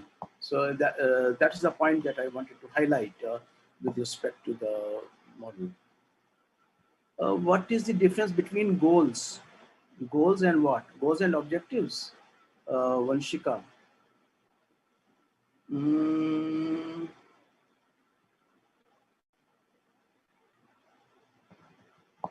I think this is what you probably wanted to ask. Goals and objectives. Very difficult to explain, but as I said, these elements of strategic vision are arranged in descending order of visibility. The word goal comes from sports. So goal is seen. Goal, you can see that there's a goal post and you have to hit the goal. In basketball, you can see the basket, right? In football, you can see the goal. In hockey, you can see the goal, right? So you know that goal is a very concrete and evident, self-evident pursuit, object of pursuit. So if you are able to specify it, then it becomes a goal. Objectives tend to be somewhat more vague than than the the goal, such as profit maximization objective. It is a vague objective, right? Uh, that's why, for example, in finance, you talk about shareholders' wealth maximization, and your wealth you define as the present value of expected benefits over and above the outlay of the project, right? So that an important aspect, because you have asked Vanshika this question on the distinction between objectives and goals, uh, is for example, Peter Drucker has said that objectives are plural, right? Goal is one, right? Objectives are plural. So he identified several key areas in which to set up the objectives. So you have to set up the production objectives, you have to set up the marketing objectives, and financial objectives, and so on and so forth. Uh, so therefore, it is the plurality of the objectives that makes optimization in the business context as MCDM, multi-criteria decision making, right? So therefore, mm, uh, unlike linear programming, wherein you have a single objective, maximization or minimization, in real terms, it becomes what you call a multi-criteria decision making. Uh, Greater formality in applying strategic management is positively associated with cost. Yes, and therefore, a argument against strategic management, Mansha, has been that while we are putting a strategic management model into the in practice, we have to weigh means evaluate the costs and benefits of strategic management. So if the cost of practicing strategic management is more than the benefits, so it is a utilitarian approach to strategic management.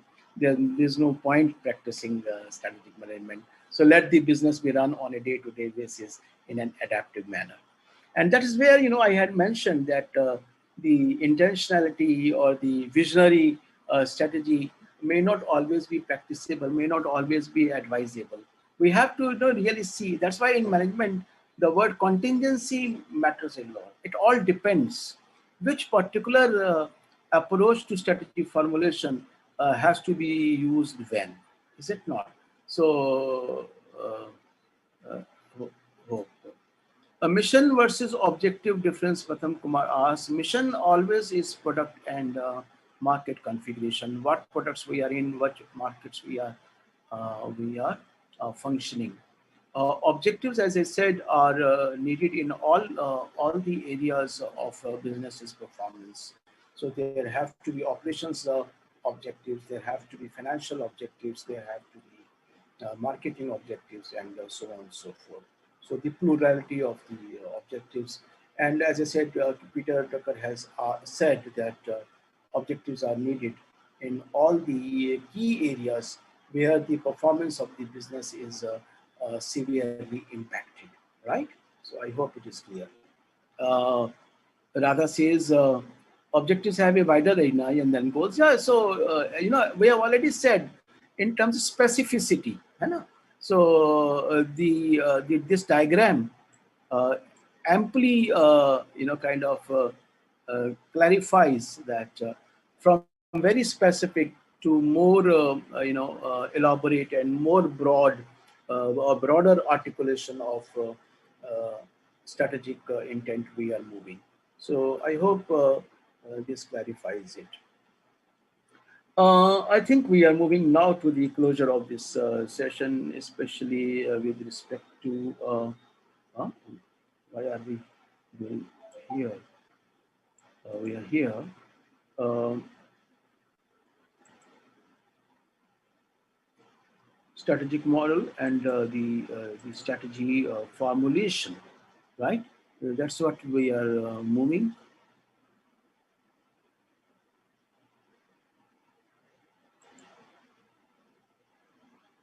Mm.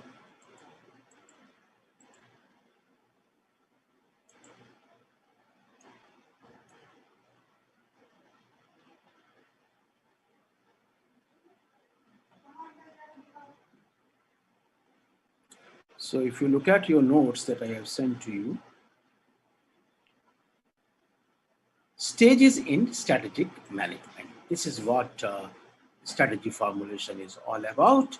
And it is nothing but the reiteration of what we have done so far in terms of even the strategic management model.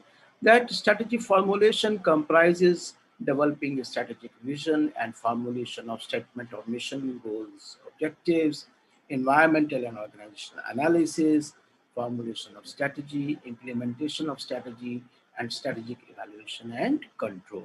So therefore, uh, the last segment actually is about the implementation of the model towards the formulation of strategies. And these strategies will be formulated at the corporate level, at the business level, and at the functional level.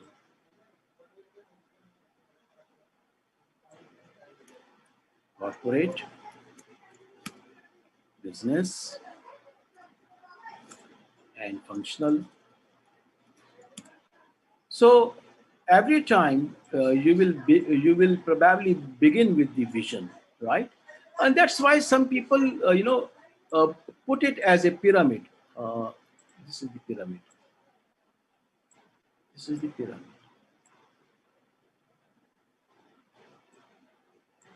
Um,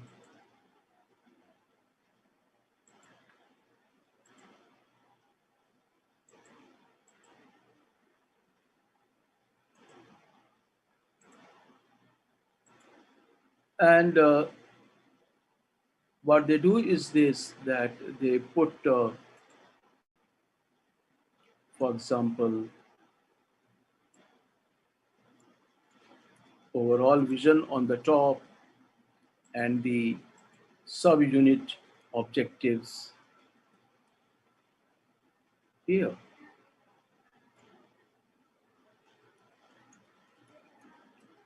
And because we are talking about objectives, let me also bring in to the discussion that you would have done in probably BCom honors, not in your class 12, if you have done your studies in commerce.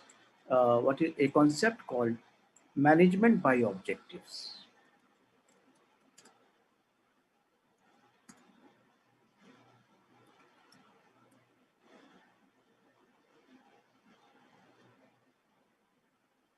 Management by objectives, can be variously interpreted, but an interpretation is wherein the vision is broken down to the individual level, objectives, so that it is lived and practiced on a day-to-day basis by all the organizational members, right?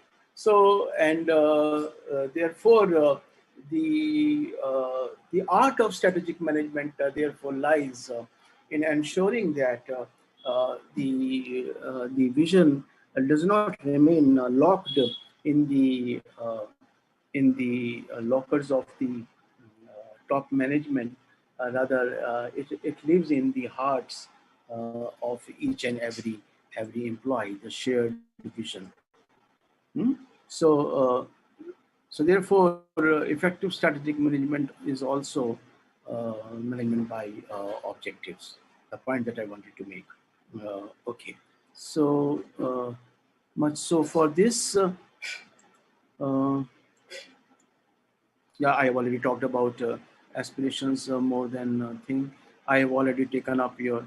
Uh, I have already said vision is aspirational, so nothing more to say here. Um, Business model, I have already elaborated quite a bit. Um, yeah, one figure that I laid my hands on, because normally in exams they ask you this distinction between vision and mission. So I thought that this figure will capture this distinction probably more appropriately, that mission is articulated with respect to the core competencies and the values and into product and market, right? And therefore, vision becomes a mission plus how the outside world is represented, to the form. So it is a rather simplistic articulation of the idea of vision, but at least from examination point of view, it gives you, something to fall back upon while you are discriminating between vision and mission. As far as I am concerned, I would lay my emphasis here, and on the left hand panel, the vision is beautifully captured. Vision is what could be, what should be, and what will be than what it is. So therefore, it is a credible future. It doesn't exist today. It will come alive tomorrow, right? For example, the vision of an independent India, the vision of poverty-free India, the vision of hunger-free world, right? So the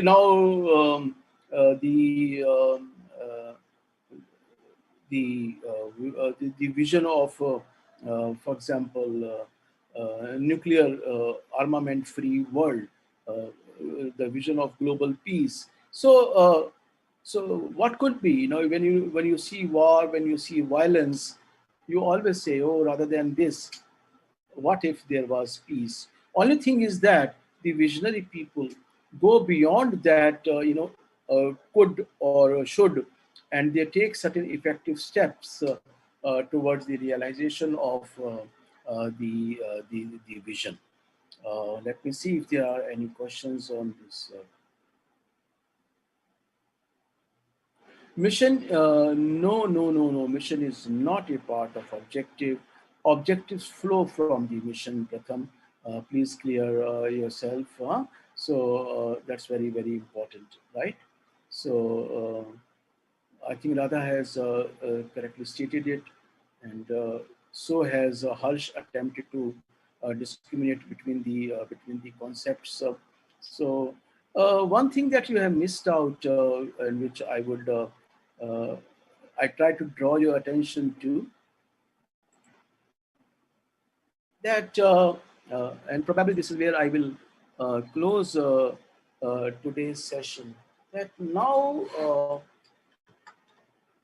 we talk about the organizational purpose more than anything else, and this I highlighted the other day also in the course of my discussion, that purposive organizations are not only going for profitability, but they are also going for shared prosperity and community service and environmental protection.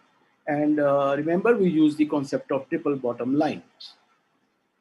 There I also mentioned the QBL, quadruple bottom line, and the fourth P in the triple bottom line becomes the purpose, right?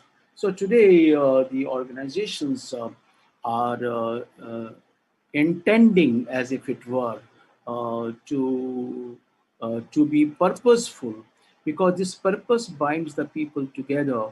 It is the purpose that attracts the people to the organization and keeps them engaged to the organization with the organizational performance. Uh, a purposive existence has become the hallmark of modern organizations. That's what I wanted to highlight as far as this goes. So I hope that you do not carry any doubts whatsoever with respect to chapter 3. I have highlighted the significance of process, and uh, I have also highlighted and discriminated between strategic decisions and other decisions or operational decisions.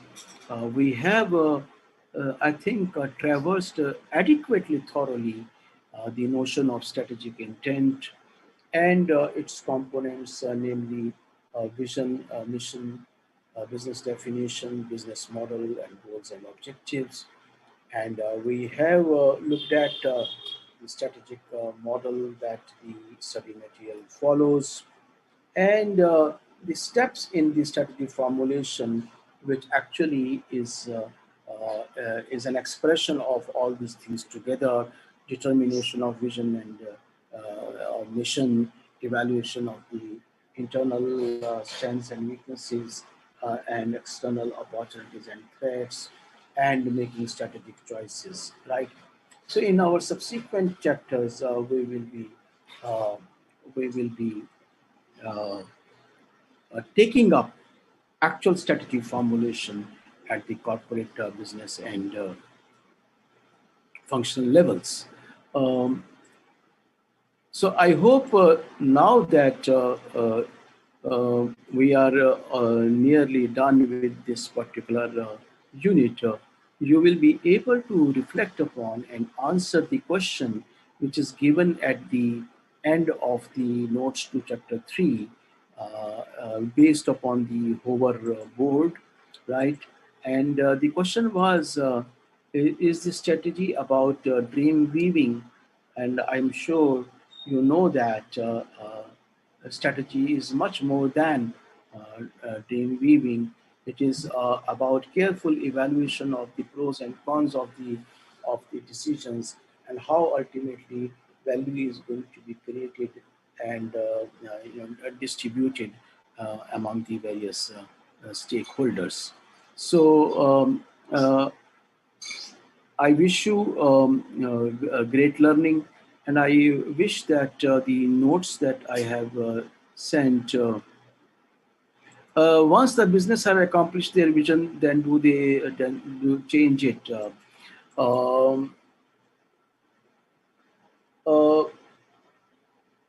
Yes, in a way, when your vision is realized, there will be a crisis of existence. And that's why vision tends to be fairly broad. And for example, continued excellence, right?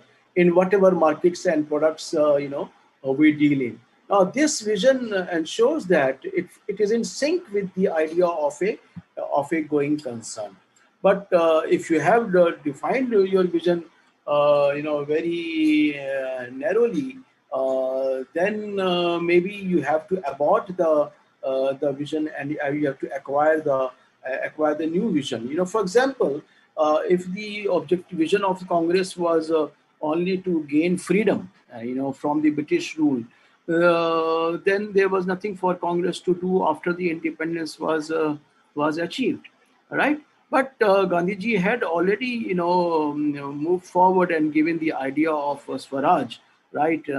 And the ideals of, the functioning of our democracy. We had already started working on the kind of country, the kind of world that we would like to build after independence. So that crisis does not come. But yes, if there's a vision, usually what happens is a this type of problem arises with your mission. And a mission drift occurs. How do I exemplify it? Look at SKS, a finance company, right? It is a non-banking finance company uh, by Akula. All right, Mr. Akula had, founded this particular company, SKS Finance Company. Its mission was, um, its mission was to be a not-for-profit microfinance institution. Hmm? So it therefore engaged with the self-help groups in the hinterlands of India, and helped to provide them with microfinance, and therefore improve their livelihoods and quality of life. But what happened that after some time, they changed the mission from being a not-for-profit company to becoming a profit company. And this mission drift played havoc with the SKS finance. So therefore, at times, the mission drift can really cause difficulties, and that is why probably in the company's law, the alteration in the memorandum of association, and more so the object clause of the memorandum, has been made difficult, because if the mission were to be changed like this, then probably very many promises would be betrayed. So that's how. So Shubrata says, when the objective changes, the mission and vision also change. You see, objectives, if at all it is so, it will be the vice versa, not the other way, है ना? So we have to understand that if my mission changes, then of course objectives, which are also a criteria for evaluation of performance, they will change. So I hope, Shubhata, you are clear as to the fact that the relationship between mission and objectives is not that a change in the objectives will bring about a change in the mission. Rather, it is the reverse, right? If at all this is true. Vanshika, I quite agree with you. The graphics enable the retention of the concepts. I will surely ensure that the presentation slides reach you for your ready reference. I think I will rest my discussion here, and I hope to see you for my next session on the corporate laws, and um, uh, I am resting my discussion here only, as I say goodbye to you.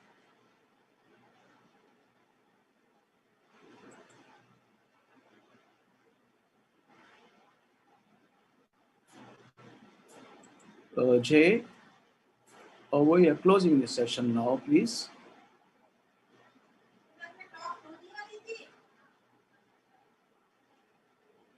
Jay, can we close the session?